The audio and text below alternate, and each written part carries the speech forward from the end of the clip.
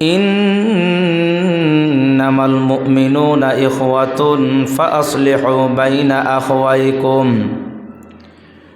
ওয়াত্তাকুল্লাহা লাআল্লাকুম তুরহামুন।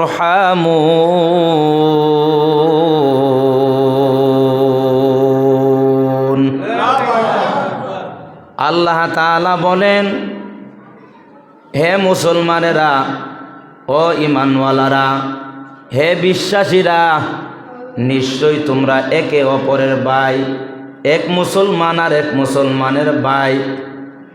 তোমরা যদি দুইটা কাজ করতে পারো, আমি আল্লাহ একটা পুরস্কার দিব।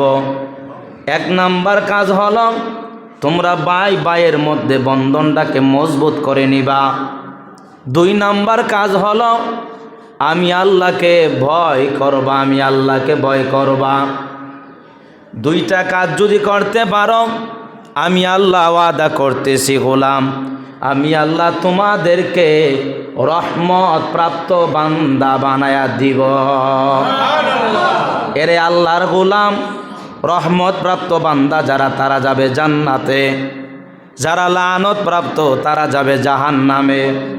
পয়গম্বর আদম নবী থেকে নিয়া আমাদের নবী পর্যন্ত, এমনকি সমস্ত সাহাবায়ে কেরাম পর্যন্ত আল্লাহ তাআলা যাদেরকে রহমত প্রাপ্ত বানাইছে, আল্লাহ তাআলা বলেন তারা রহমত প্রাপ্ত বান্দা যারা, তারা আমি আল্লাহর তৈরি জান্নাতে যাবে। আমাদের কাজ করতে হবে দুইটা।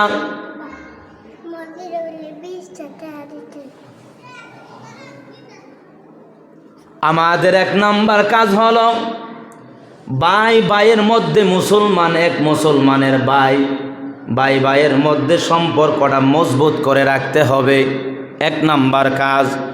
দুই নাম্বার কাজ হলো আমি আল্লাহকে তোমরা ভয় করবা, আমি আল্লাহ তোমাদের উপরে রহমত নাজিল করব, তোমাদেরকে রহমত প্রাপ্ত বান্দা বানাবো। হাদিসের মধ্যে আসছে, আল্লাহ নবী সাল্লাল্লাহু আলাইহি ওয়াসাল্লাম বলেন, এক মুসলমান আর এক মুসলমানের ভাই, তোমরা একে অপরের প্রতি জুলুম করবা না, এমনকি তোমরা এক মুসলমান আর এক মুসলমানকে কোনো জালেমের কাছে হাতে উঠাইয়া দিবা না। আল্লাহ নবী আরো বলেন, তোমরা যদি এক মুসলমান আর এক মুসলমানের বিপদ দূর করার চেষ্টা করো, আল্লাহ তাআলা তোমার বিপদ দূর করে দিব। সুবহানাল্লাহ বলেন।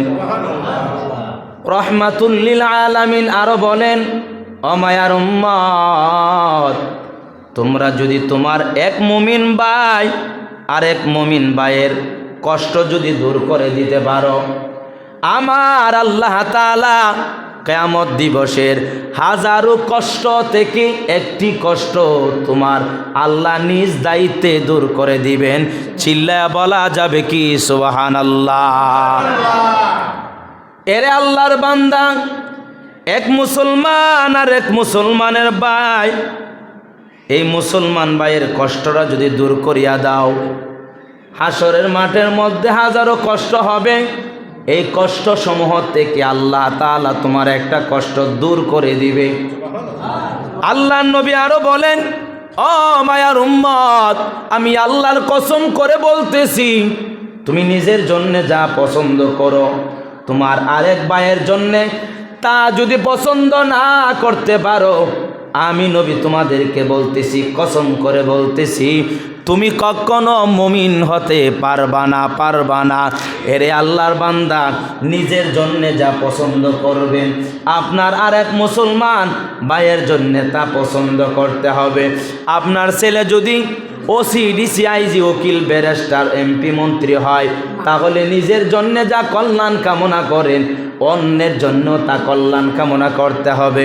নিজে যদি হালাল পয়সা কামাই করতে গিয়া নিজে যদি মনে করেন আমার জন্য বড় কল্যাণ, এই কল্যাণ যদি কামনা করেন, আল্লাহর নবী বলেন এই কল্যাণ তুমি তোমার ভাইয়ের জন্য কামনা করবা। নিজের জন্য সুস্থতা যদি আল্লাহর দরবারে কামনা করো, তুমি আরেক ভাইয়ের জন্য সুস্থতা কামনা করবা। নিজের জন্য যত কল্যাণ কামনা করো, নিজের জন্য যা কামনা করো তুমি, অন্য ভাইয়ের জন্য তা কামনা যতক্ষণ পর্যন্ত করতে পারবা না, আল্লাহ নবী বলেন সে কখনো মুমিন হতে পারবে না। এরে আল্লাহর বান্দা, আল্লাহর নবী বলেন হে মায়ার উম্মত, তোমরা ছাড়া পৃথিবীর সকল মুসলমানেরা একটা মানুষের মতো, একটা মানুষের দেহের মতো। তার মানে হলো আপনার হাতের মধ্যে যদি ব্যথা পান, গোটা শরীর ব্যথা অনুভব করে। চৌকে যদি ব্যথা পান, গোটা শরীর ব্যথা অনুভব করে। আপনার পায়ের মধ্যে যদি আঘাত পান, তাহলে গোটা শরীরের মধ্যে আঘাত আপনারা ব্যথা অনুভব করেন। আল্লাহ নবী বলেন পৃথিবীর যে কোনো প্রান্তে মুসলমান যদি জালেমের জুলমে আক্রান্ত হয়, তাহলে তুমি মুসলমান হিসাবে ওই মুসলমান ভাইয়ের দরদে দরদি হইয়া তোমার মনেও কষ্ট লাগতে হবে। ফিলিস্তিনের মুসলমান মার খায়, আমাদের অন্তরে ব্যথা আছে না নাই? এরে মুসলমান, বাংলাদেশের মুসলমান যদি মার খায়, তাহলে আমাদের অন্তরে কষ্ট আছে না নাই? কাশ্মীরের মুসলমান যদি মার খায়, তাহলে আমাদের অন্তরে মহব্বত কষ্ট আছে না নাই? এরে আল্লাহর বান্দা, এরে আল্লাহর বান্দা, আল্লাহর নবী বলেন গোটা মানুষ, গোটা মুসলমান সবাই হলো একটা দেহের মতো, একটা দেহের মতো।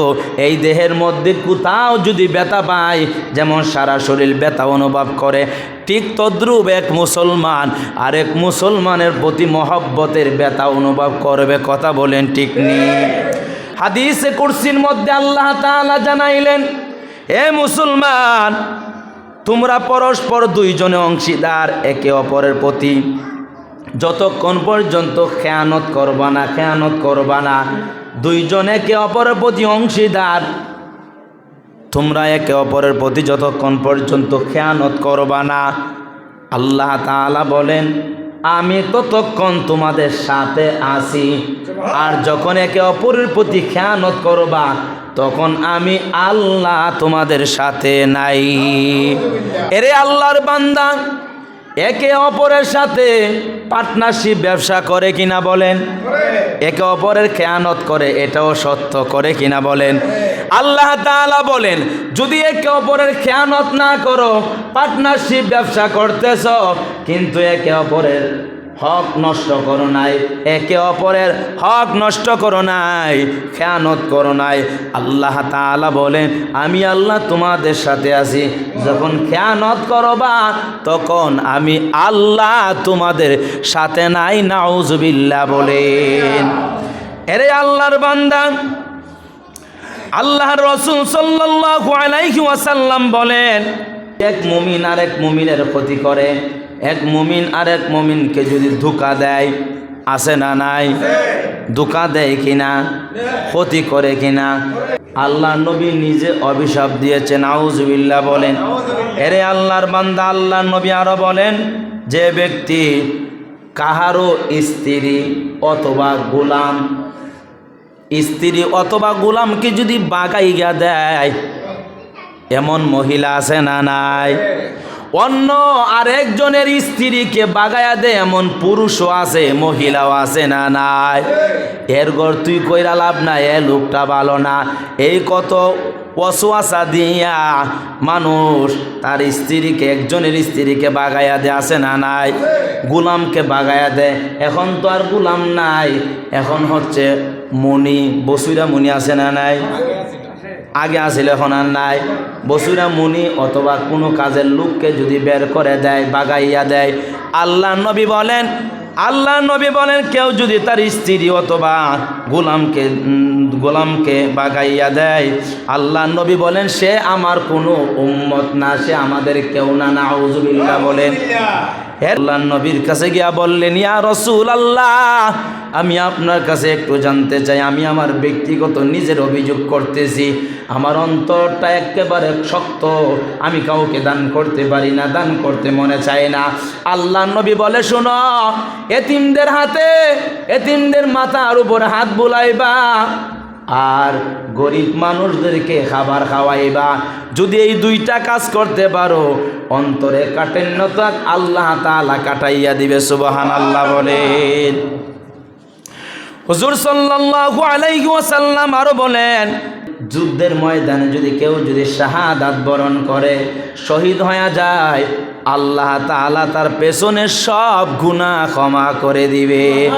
কিন্তু তুমি যদি কারো কাছে দেনাদার হয়ে থাকো, তাহলে দেনাদারের দেনা আল্লাহ মাফ করবে না। শহীদের গুনাহ আল্লাহ তাআলা সব মাফ করে দিবে, কিন্তু দেনাদারের দেনা মাফ করবে না। এক মানুষ আরেকজনের কাছে পা আছে না নাই? দেনাদারের দেনা দিয়া মরতে দিব। কথা বলেন। আল্লাহ তাআলা আমাদেরকে তৌফিক দান করুক, সবাই বলেন আমিন।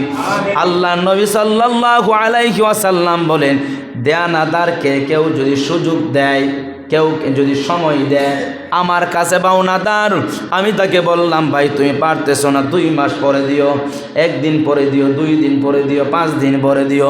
আল্লাহ নবী বলেন, দৈনিক সদাকা করলে যত নেকি হতো, এত নেকি তার আমল নামার মধ্যে আল্লাহ লেখা দিবে।